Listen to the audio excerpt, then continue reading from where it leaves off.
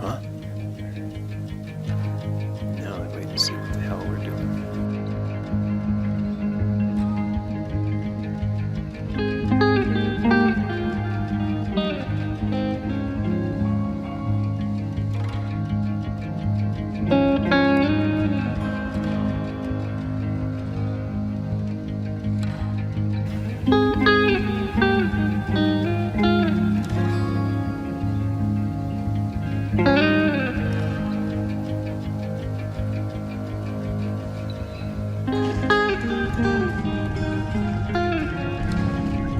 Slide right up.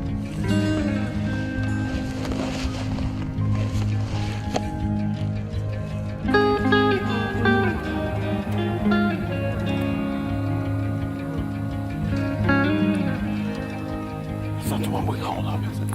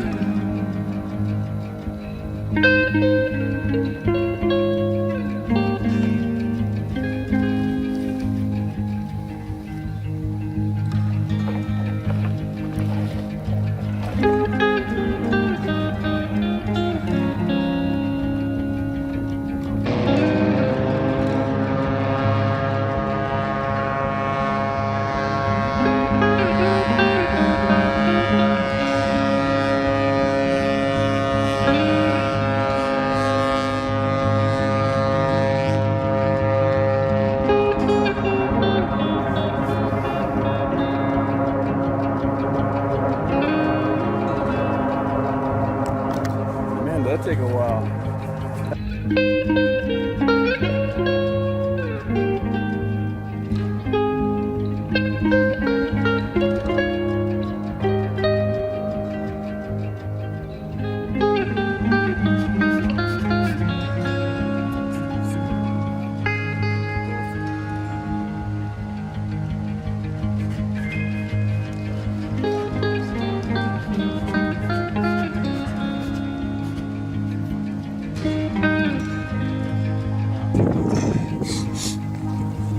And this is how you come down.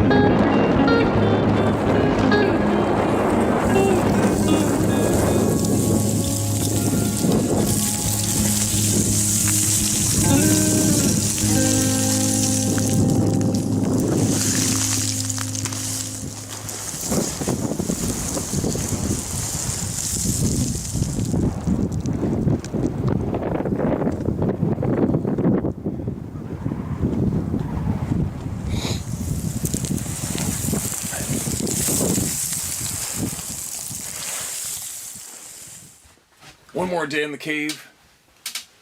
Man, this sucks not having the quad. I gotta take it in. I had to wait almost a month to get it into Yamaha to get him to fix it. I don't know what's wrong with it. Bought the thing brand new. First time I ever had a brand new quad in my life.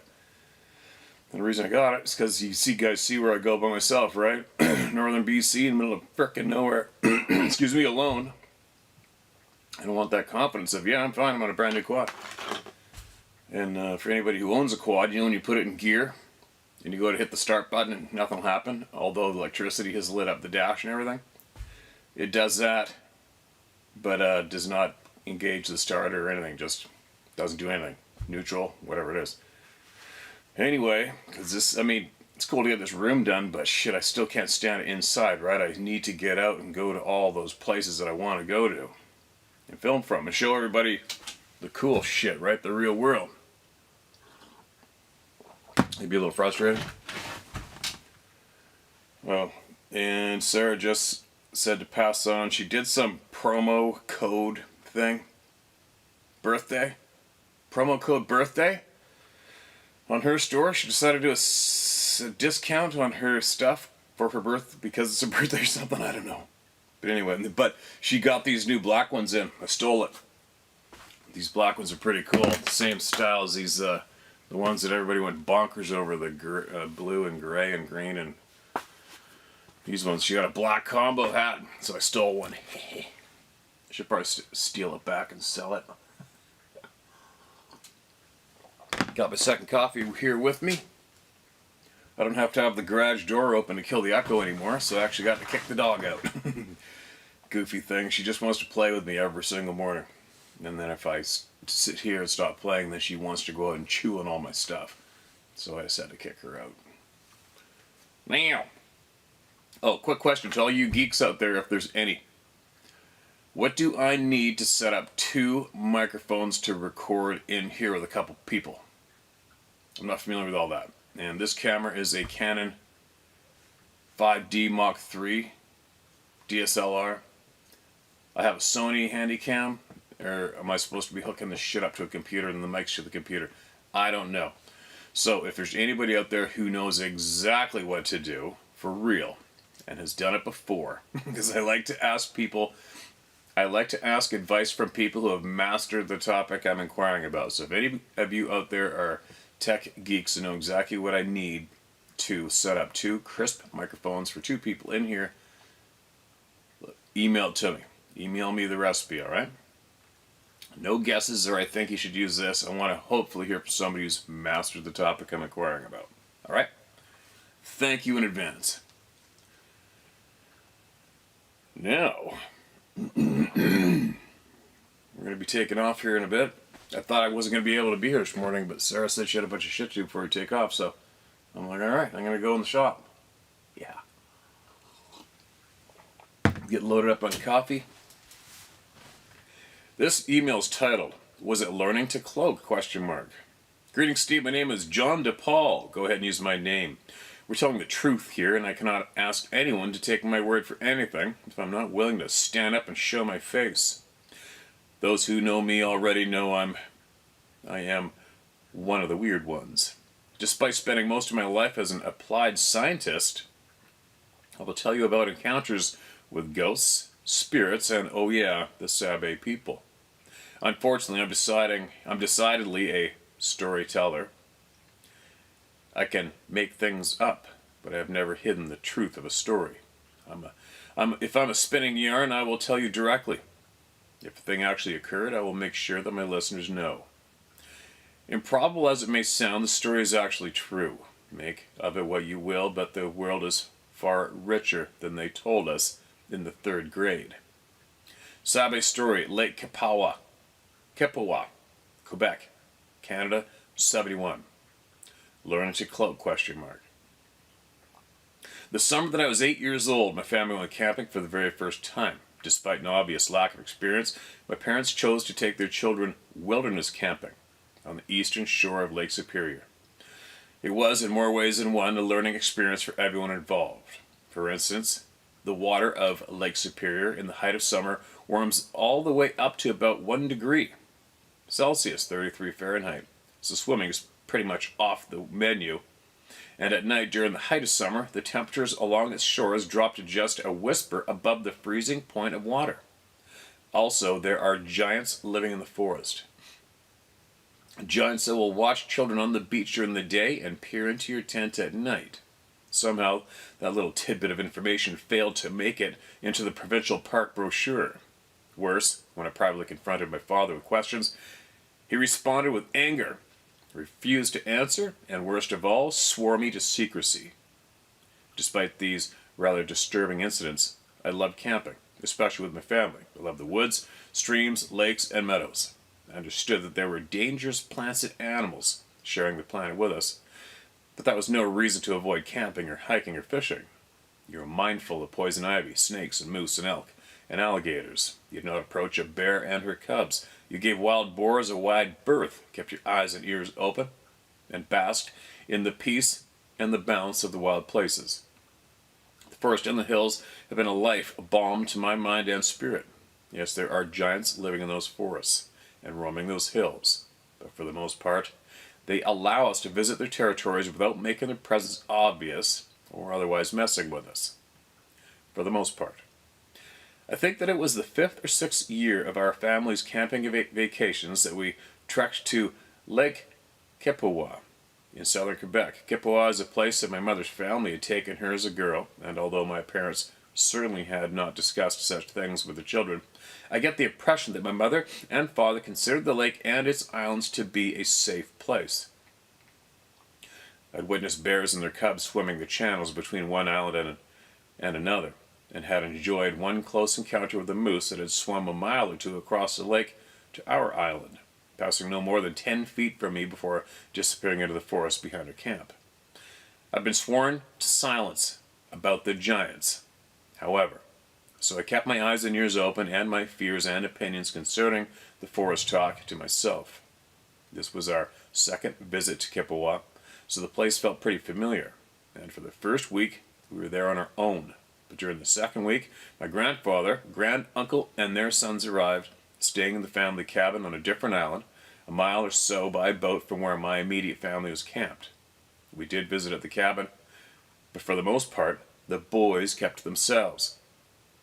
Jealousy guarding their fishing spots or something, but keeping their vacation very much separate from our own. So, it came as something of a surprise when my grandfather showed up at our camp one afternoon and commandeered the oldest boy, myself, for an exploration of Dead Bear Bay. Naturally, I was pretty excited to have a chance to explore. What boy would not jump at a chance to investigate a place with a name like that? It never occurred to me to wonder why my grandfather chose me to assist him, rather than his son, my uncle, who just happened to be very nearly my own age, of 14. Presently, we made our way into Dead Bear Bay, and I understood why my grandfather had needed a second set of eyes on board. The water of Lake Kippawa was a marvel to me. It was amazingly clear that, depending on the lighting, it was possible to see more than 100 feet into the depths. This proved somewhat troublesome for me, as I have a rather acute fear of heights. In passing from the deeper water of the channel into the shallower bay with the sun on my back, I was presented with vision of a craggy cliff face extending from the surface to a few hundred feet into the black depths. Fighting back a sudden wave of nausea and vertigo, I spun around and focused my eyes on the bottom of the boat, trying very hard not to throw up. My grandfather immediately shouted at me, cursing me for not doing my job, looking out for the huge boulders that choked the shallows atop the submerged cliff. My grandfather arrested the boat's forward motion by kicking the tiller of the outboard motor to one side. I tried to explain what I was experiencing, glancing over the side, but found that we were bobbing just short of the edge of the cliff. The shadow of the boat danced below us on the rock face for 50 or 60 feet. This was possibly the worst place for me to attempt to regain control of myself. My grandfather cut my explanation short. He was not, as he angrily pointed out, looking for excuses, but expected me to do my job. I responded to his curses and his criticism of his daughter, my mother, and her child-rearing skills by suggesting that it might help me to do my job if he would actually explain what he wanted me to do. Apparently it should have been obvious to me that my grandfather was trying to determine whether or not there was a navigable passage up through this narrow strait of shallow water that stretched between two islands from Dead Bear Bay to the good fishing and the next bay to the north. The traditional route that my grandfather and his brothers had used for decades required an hour or more of travel across open water around the island. My grandfather wanted to find a better way, passing through the narrow protected shallows that bisected what was in reality a single island and cutting 20 miles off the trip. He proposed that we idle forward with him at the tiller, and with me calling out turns to the left and the right to avoid sometimes house-sized boulders that lurked just inches below the surface. I took a moment to assess the situation. The passage to the north was likely less than 2 miles long and, in places, appeared no more than 50 feet wide. The two halves of the island were heavily treed and tall, drowned trunks rose out of the water on either side on either side like weather pillars. It looked like a really impractical way to get to the good fishing spot, but I could see the darker waters of the open bay to the north beckoning. I could understand his urge to try the shorter route. Closer at hand, atop the submerged cliff, the water between the boulders was 30 or 40 feet deep. The tops of those boulders reached to just below the surface, and the spaces between the boulders might be 30 or more feet in width. The sky was partly cloudy, and the sun was in good position at our backs to light the way ahead. The wind in the protected area between the wooded heights to the east and west was almost non-existent. The surface of the water was almost glossy, and only the gentlest of swells made it to us from the far bay. Coming back might prove to be more difficult with the sun ahead of us, but it might just be possible to do this thing. I sometimes wonder how my grandfather would have reacted if I had refused to cooperate, but decided that his proposal was reasonable, took up a paddle to fend us off the rocks if necessary, and told my grandfather to come right. Starboard, he corrected, swinging the bow violently right, then just as violently left, very nearly toppling me out of the perch in the bow. Port! This is a boat, for God's sake. Fine, I snapped. Bring us to starboard, then. Grandpa brought the boat around, and with only a few bumps and rubs, we managed to proceed far more than half the length of the strait, making very slow progress, but having had to back out of a false lead only a couple of times. As we got further to the north, the water became more and more shallow, and it became easier and easier to see whether a gap between the rocks was passable, even as the spaces between the boulders became narrower and narrower. Eventually, however, we reached a point where the passage appeared to be completely blocked. The water was deep enough, 4 or 5 feet, but the tops of the boulders were no more than an inch or so beneath the surface, and the spaces between were measured in inches as well. I slid over the side and stood atop the nearest boulder. "What the hell do you think you're doing?" my grandfather demanded. "Get back in the boat." I refrained from pointing out that he had rejected earlier attempts at explanation and walked back and forth atop the boulders from one side of the strait to the other, a distance of no more than 40 or 50 feet. It was amazing how flat and uniform the tops of those boulders were. The glaciers from 100,000 years before had done a very thorough job smoothing out the Canadian shield. I finished my inspection. There was simply no place where the boat could float past. "Unless you want to try dragging the boat over the boulders," I replied, getting back in the boat as he insisted. "This is as far as we can go." My grandfather fumed and made his way to the bow, having to confirm with his own eyes that what I had reported was in fact the truth. In his frustration, he banged that aluminum hull into the nearby rocks more, trying to get the boat turned around. Then we had done making our way to that point. Finally, I slid back over the side, picked up the bow, and walked the boat around to the point the way we had come. As I had expected, the sun's glare in the water made it harder to see where we were going, but it did help to know that there was a way back. Of course, we did not know the way south any more than we had known the way north, and so there was just many false starts and retreats. It seemed to me that we had been more to the eastern side of the strait on our way north, but were tending more to the western side of the strait on our way back. Every time that we were forced to reverse out of a narrowing path, my grandfather seemed to get more and more frustrated, and there was only one other person in the boat that he could blame. I held my tongue, kept my eyes on my task as lookout, and concentrated on getting us back to the open water with as little conflict as possible.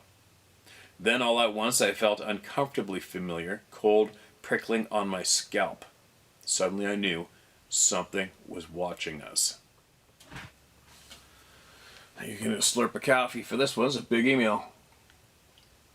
There we go. I lifted my eyes from the water and swept the area around us, but at first I did not see how something could be watching us. The strait at that point was fairly wide. The forested heights to the east and the west were a few hundred feet away, but the eyes felt much, much closer. There was a narrow reef of granite reaching out from the western half of the island, forming kind of a wall alongside our path, the western limit to the navigational part of the bay. The reef was mostly submerged, but there were a few spots where it rose above the surface, closer to the island. There was a stand of dead trees rising from the water. Near at hand, elevated stretches were dotted with the thick trunks of what might have been cedar trees, long dead.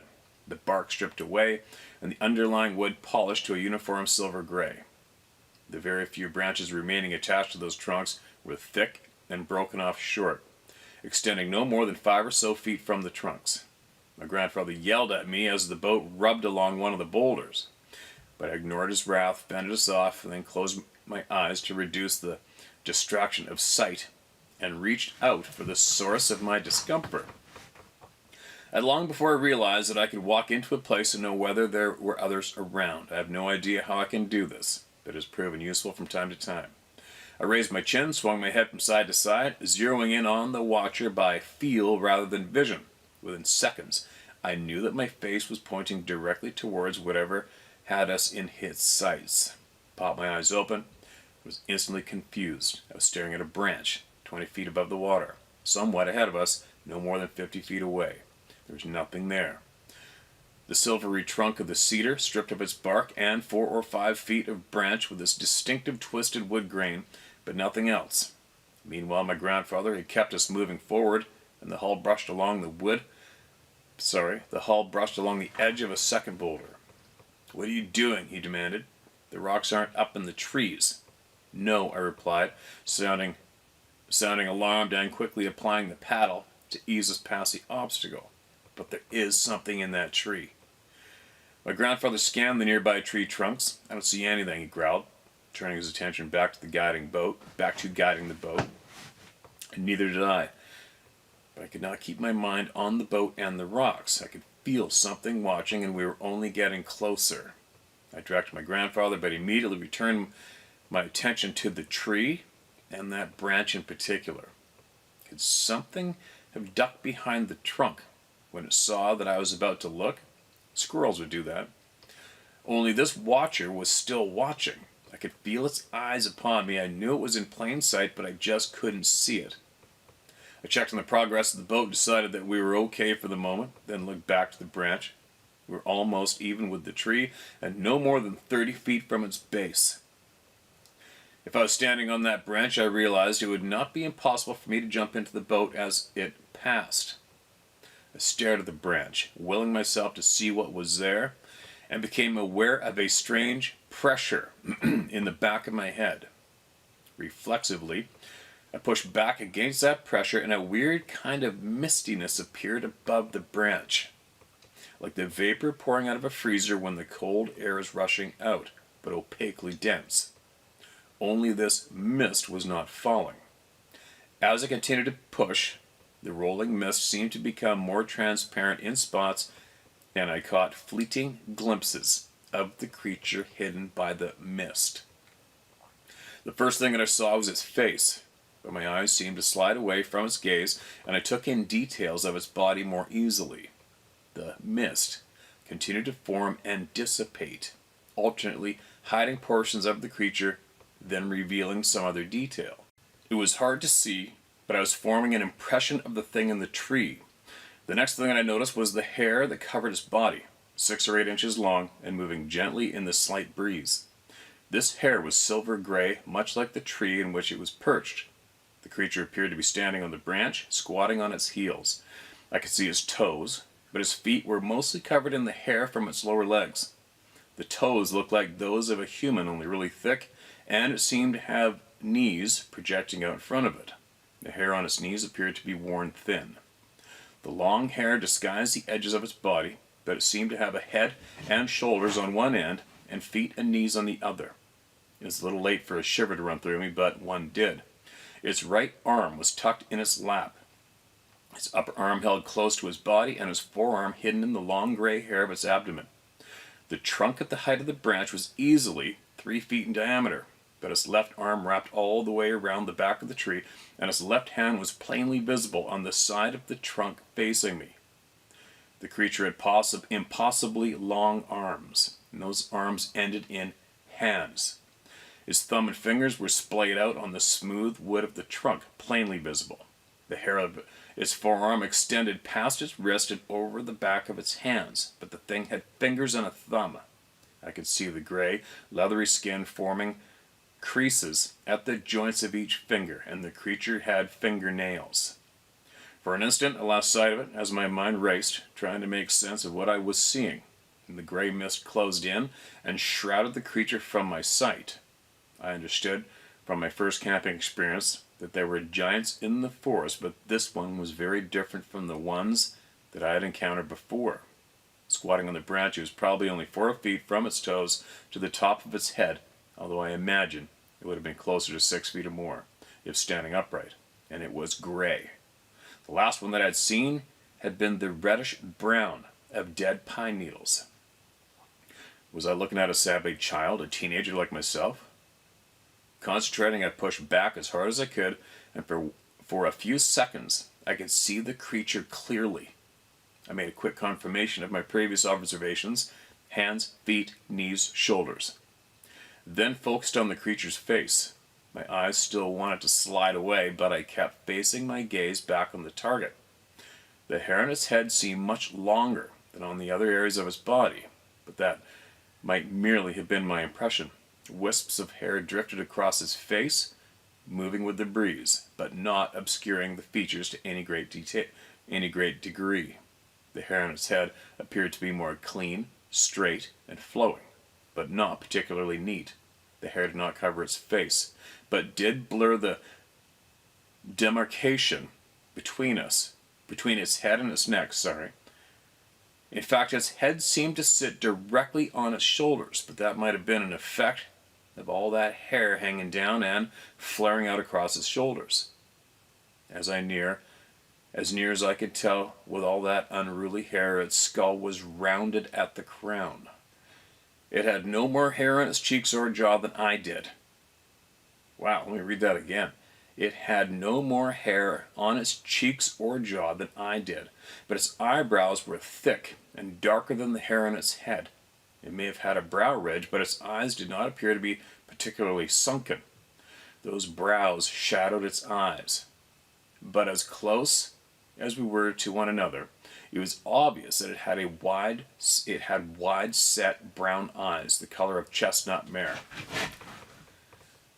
It had pronounced cheekbones and skin that looked like soft gray glove leather. Its mouth was a little unsettling. It seemed twice as wide as my own, although I would have to guess that its head was no larger than mine. Its lips were thin, but they were apparent. Its nose was fleshy and wider than I was used to in the people with whom I was familiar, but it seemed to fit the rest of its face. Its nostrils were hooded, and I was only looking up its nose, because I was viewing it from below. Wide eyes, wide mouth, wide nose, all appeared proportional. It all appeared right. It all appeared to fit. All except its jaw. Once again, the hair framing its face made the lines hard to define. I had no idea what its ears looked like, for instance, or whether it was male or female, but its jaw seemed heavy and it had no chin. More than anything else, that was what made this creature appear other than human. Honestly, it was a handsome animal. As far as I could judge, it was slender, but well fed. Its skin and hair appeared to be healthy. Its nails were not obviously dirty and did not appear to be broken. I focused my attention upon its eyes. It appeared to be studying me in much the same way that I was observing it. It appeared to be amused. Grandpa asked in a voice just barely more than a whisper, "What is that?" My grandfather glanced at me and flicked his eyes to the tree, but immediately returned his eyes to piloting the boat. "What is that?" he demanded in an angry tone of voice. "The animal squatting in that tree," I snapped back, pointing for emphasis. "Quit screwing around, damn it. Brought you along to keep you lookout, not to be asking dumbass questions."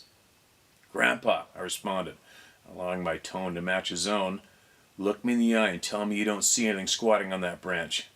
My grandfather twisted his head and looked directly at the branch in question, but he immediately swung his head back towards the bow, locked eyes with me. "I told you to stop screwing around," he said in a low, dangerous voice.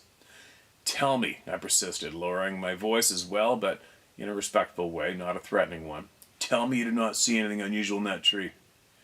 My grandfather broke eye contact with me, sat clenching his jaw, and said nothing more. I looked back at the creature perched in the tree. Its head had turned to follow us as we moved past. As I stared at it, I silently asked, "What are you?" I heard no reply, but my blood ran cold as the creature met my eyes. A grin. A disturbingly human, inhumanly wide grin split its face. It understood exactly what it had done. That realization terrified me. My grandfather sat in stony silence the whole way back to our camp. I did not continue to pester him for answers, although I felt certain that he had seen something. I felt angered and betrayed at his stubborn silence, just as I felt at my father for refusing to speak with me about such things. I was certainly not the first teenager to decide that adults were sometimes out of their minds. My grandfather brought the boat to shore and allowed me to climb out of the bow, but he stayed in the boat and called my mother over. He glared at me until I moved off to where I could not overhear, and he held 10 feet off while speaking with his daughter. The conversation was very short. I sat on a boulder at the edge of our camp with my back to the adults, seething with adolescent indignation. My mother approached me but stood at my back rather than joining me on the rock. "What happened between you and your grandfather?" she asked simply, sounding hurt or perhaps disappointed with me. "What did he tell you had happened?" I demanded angrily. "He wouldn't say," my mother spat back. "John, you've always been my most cooperative child. Why would my father tell me that you wouldn't listen or obey simple instructions? It was just not fair." I wanted to explain exactly what had occurred, but my father had sworn me to secrecy concerning the forest people. I could neither lie to my mother nor tell her the truth. "Mama," I began, "do you know of a place called Dead Bear Bay, where the bay gets shallow and is full of rocks just below the surface?" "Certainly," she replied, gesturing to the water. "The island is in Dead Bear Bay." "Yeah, well, your dad wanted to find a way into the next bay to the north. He took us to this narrow channel choked with boulders and expected me to guide us around every rock in the place. It was impossible to get through there and impossible to avoid every bit of granite in the way. Every time he ran us up against a stone, it was me not paying attention and me not doing my job." My mother seemed satisfied with this explanation and said what she could to comfort me. I felt ashamed that she would offer comfort. To this day I regret that. Because of an oath to my father, I could not offer her the whole truth. Wow. That is one hell of a well-written story. Obviously, you know how to write. You could write a book easily. Well, I'm pretty confident your father probably didn't swear you to secrecy from us, right? I mean, that took a while for you to write that out, man. It was very well written. And obviously, I'm sure I'm not alone in this one, but everybody's curious about what else you know, what you saw, what your father and you saw. And that was one hell of a detailed delivery. Pretty bizarre, right? But, I mean, there is a definite pattern to everything you shared there in the description. The mist, I don't think that's brand new. We've heard something similar before for sure, but that's a holy shit. And that's definitely some puzzle piece items for somebody listening, right? I wonder who else has seen something very, very similar to that go down with it revealing itself. But you gotta admit, with all the weird, crazy ass shit that people are reporting, it sure sounds familiar. This sounds like it fits, doesn't it? You know, with people saying, they could hear and see the leaves being disturbed as something walked between two guys hunting and they couldn't see it. You know, the guy's in the tree stand getting something spat in the back of his neck, couldn't see it. Think this thing's disappearing. It's a crazy, crazy stuff being shared, right? Crazy to us, simple humans. But maybe possibly not so crazy to some other beings, right? And the wide mouth part, that's a weird one. I wonder why. I wonder why these beings were built with such a wide mouth. Because most of the animals in nature that we're familiar with, we can somewhat figure out and try to justify why they're built the way they are, which is solely to benefit them for feeding or hunting or whatever they're doing, right? Speed. swift killing or escaping or reaching trees with leaves with a long neck or whatever you got. But I wonder what benefit, why do they have such a wide mouth? That has been shared with us dozens of times. I couldn't believe how wide his mouth was. You know, the width of his mouth was so bizarre. How many times you heard that one? Interesting point, isn't it? Feature? I wonder what's up with that. But again, I guess that's a bit of a minor thing to wonder about considering everything else, right? I should be concentrating more on what's up with the mist and not being able to see them. That's pretty crazy, right? Now, and then I remember earlier I mentioned before, sometimes that I'm in that big, never before logged off timber where I can see somewhere, sometimes over 100 yards in gaps. And in the coastal mountains of BC, sometimes I wonder if I sat there and intentionally used my, what do I got, 15 by 56 Swarovskis. I wonder if I could sit there and just start gazing and looking for something other than the game I'm after. Now I wonder if somebody in the same position would start gazing and looking for a mist. Maybe. A subtle mist. Right? How many people do that intentionally? Nobody. Right? And that's why probably very few people see that. You gotta, to find what you're looking for, you know, makes a huge difference. I've shared that with you guys a lot when I'm up north, when I've been up north guiding. And I got a hunter who's got a tag for everything. One day we're going to go look for moose, and we'll see nothing but moose because we're looking for moose shapes, moose colors. And then maybe we're going to go look for black bear or stone sheep or caribou, and those different species. What you're looking for is mostly what you see. Obviously other species are going to bump up in front of you by accident or get in field of view, but you predominantly see what you're looking for when you're in the mountains or the forests. So, how many people go out in the mountains and forests and sit there, very patiently start glassing for any kind of a little ball of mist? Nobody, right? It takes a lot of time to sit and glass for anything. Glass meaning using your binoculars and not moving for hours. That's what I do. Done that for years. Sat all day long in one spot using binoculars for days. It's not an easy thing to do. When you do sit, you see way more than you do if you're walking or standing and looking around, look over a hill, driving. Doesn't matter what you do. If you're moving, you basically don't see too much at all. But when you sit and don't move, you start seeing stuff. Just like a little while ago in Thailand when I was caught in that storm on the coast by the ocean. I sat there, found a little shelter, and I sat there forever. And then all of a sudden, all those weird lizards started coming around me. And then you see them feeding, and then I'm videotaping them. Another example of sitting there for a long time, not moving, and then you start to see things. So there you go. You want to see something, you guys, you go in the woods or mountains, and you just sit there. Just sit there and be, and look. And all of a sudden, you start to see the life around you. That's why a lot of these people, they want to, people that pay to go on expeditions, whatever the hell they're doing. You know what? And even any researchers that may be watching this channel. You really want to have an experience with one of these beings, all you have to do is go into the heart of a chunk of timber where any sightings have been. Go in there by yourself, start a fire, just start camping. Hang out and just be. But be aware, and that's how it's going to happen. You don't have to pay some clown $500 or $5,000 or whatever it is and go into the mountains and start beating on trees and wearing camo. This always kills me too when people wear camouflage to go on a Bigfoot or Sasquatch expedition. Camo, huh? No, they're a little more advanced than that. Anyway, I bite my lip. That was a good share. Again, if you could, email us back with what else you've learned and seen, all right? You guys wouldn't believe how many emails I have. You wouldn't believe it. Mark, this is red. This is titled, A Question for Maria. Hi, Steve. I'm writing a response to your video posted on August 18th titled, Warn Your Brain It May Be Working Hard After This One. I have a question for the native warrior Maria. It's either Mariah or Maria. She spoke out about humans being able to give something, soul, and that is what my pondering is in reference to.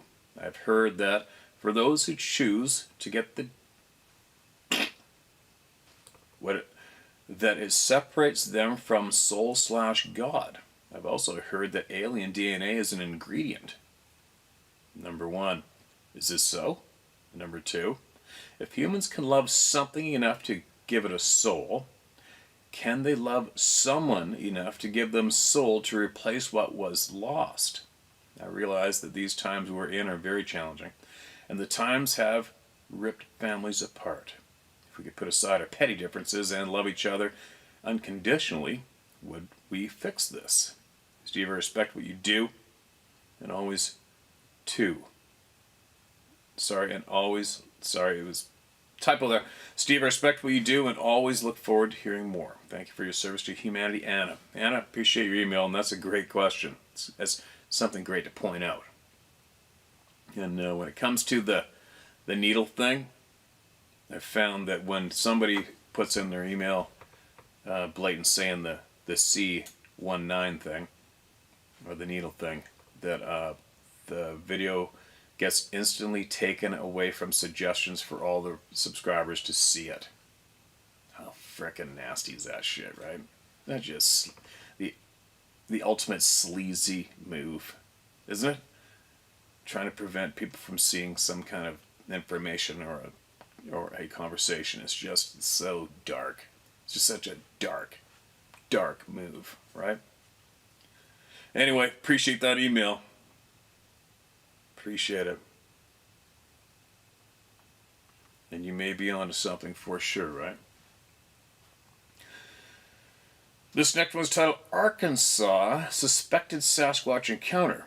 Hi Steve, I was speaking to a friend the other night who told me that she and a friend were driving between Fayetteville and Fort Smith a couple nights prior, and they saw 2 UFOs. I then told her that there are also Sasquatch in that area, and they had read stories about them. I told her that Sasquatch and UFOs seem to sometimes work together. She then said, well, I don't know if I believe in Sasquatch, but I do know there is more out there than we can ever know. Then she proceeded to tell me that the same friend she was with during the recent UFO sighting had a possible Sasquatch experience a while back, while they were driving near the same area. Her passenger for both experiences was a male friend who is very experienced outdoorsman. He had to use the restroom, and they couldn't find a facility, so she pulled off the road and up next to a woods for him. He got out of the car, was gone only a short time when she saw him come running back to the car, yelling at her to drive. He explained that he had heard a loud, deep growl unlike anything that he had ever heard before, and was certain it was a Sasquatch. He was shook, so she took off. She believed him when he said that she believed him when he said that he knew it was a Sasquatch. And even though she says she doesn't know for sure, I think she really does know. Thanks for all you do, Linda. Okay, Linda, appreciate that. I think that does sound kind of familiar. I hope I didn't read it before, but you know what? That is a real common setup and scenario that so many people have had, right? So many people have just randomly stopped at the wrong place at the wrong time, went to do the thing, and boom. Yeah. Alright, one more. This is titled Once is Too Many, Let Alone 3 Times. Wow. Steve, love the channel, been following several years now, on to my experiences. I spend my summer weekends and sometimes weeks in the north central lower peninsula of Michigan. Usual activities, camping, fishing, and riding dirt bikes on my parents' 60 acres of property. Well, one of the rites of spring in Michigan is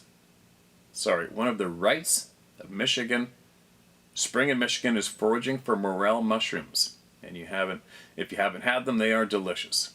Experience number 1. During the spring of '78, I was out wandering around in the woods foraging and was having a nice relaxing time doing so, as I was having good success finding morels, and it was a beautiful sunny morning, until all of a sudden everything got quiet, dead quiet. The sudden silence of the fauna coincided with a strong feeling that I wasn't supposed to be where I was, even though I knew I was on my parents' property. I then saw something dark, brown, or black disappear over the next ridge. Well, I thought it was a bear, so I hightailed it in the other direction back to the camper. I know the black bears are normally more afraid of humans than we are of them, but I was at 12 years old and 4'8" and weighed only 90 pounds, with bricks in my pockets. I made myself scarce. Experience 2, spring of 1980. Up hunting morels again, this time on state land north of our property. I'd ridden my dirt bike to a secret spot where we found bumper crops in the past. This spot was along a creek where there was an old hunting shack. Very similar situation to the prior one, with the exception this time I wasn't alone. I was with two friends of mine. We were wandering around looking, and all of a sudden things got quiet, and I had a chill run down my spine. My buddy looked at me and asked if I felt that. I just nodded. We got the hell out of there immediately. Experience number 3. Fast forward to 2020. Huron Manistee National Forest of Ludington. I have a doghouse blind on the edge of a hilltop overlooking a valley in the woods. It's still pitch black out and we have very little snow on the ground. I like the doghouse blinds because they are small, easy to keep warm inside and keep the inclement weather out. I was in the woods with 2 other hunters. One was 500 yards away to the south and the other one was only 200 yards away, but he was in the other side of the large hill between us. I'm sitting on my stool trying to catch a cat nap before it got light out, and all of a sudden I heard footsteps coming up behind me. With very little, if any, snow on the ground, it was easy to hear movement. Whatever it was, it got closer and closer until it was right next to the blind.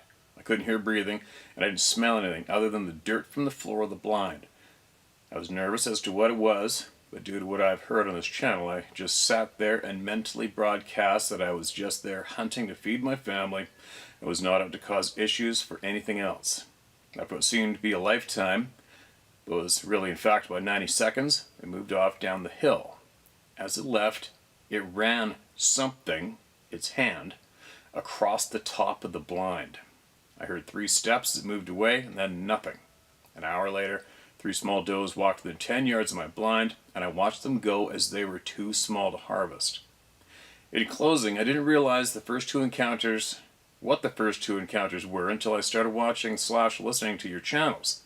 The 3rd encounter, there's no doubt in my mind what was standing there that day. Regards, Chris Vank. Thanks, Chris. Just gives you frickin' shivers and goosebumps when you picture. Imagine coming back and just picturing the scene, seeing your blind with you in it, and what was standing right there, running his hand on the damn top of it. Ugh. Right? Gives me shivers when I picture that being up in that tree, up in that rock, waiting for me. It can be more blatant obvious that when something or somebody's on a trail waiting for you specifically to come walking down below them. That being a hunter too, that's kind of creepy because it makes you, it's almost like you instantly become the prey. You know what I mean? I had a monster wounded grizzly bear do that one time too. But a guy wounded, I didn't wound it. But I had to go after it. And man, that sucker turned the tables on me so fast. Because whoever's above wins. In war or hunting or whatever you want. Whoever's on top of that hill wins, right? And I could have swore he's still down at the bottom of Snowy Hill. And it's the next day too, to boot. And I'm walking along slowly, looking down on this side hill on the north slope of this finger off a mountain, so it's just sporadic spruce trees and buckbrush. And all of a sudden I look at my feet and this massive frickin' tracks went right up in front of me, fresh with blood in them, because we already pushed with the horses. A little long story, but I should have been dead right there. Now it sounds like nothing, but he managed to get above me, and I wasn't even aware of the thought that he might have been above me because he was down there earlier. Before I went above to get above him, and he got above me again before I got there. I mean, he could have been right behind this spruce tree right here when I noticed his tracks. I wasn't looking him up. I should have been. I'll never forget that. It gives me the creeps right now because he had my ass. And when you wound a grizzly bear, they're going to set up to try to kill you. Basically every time.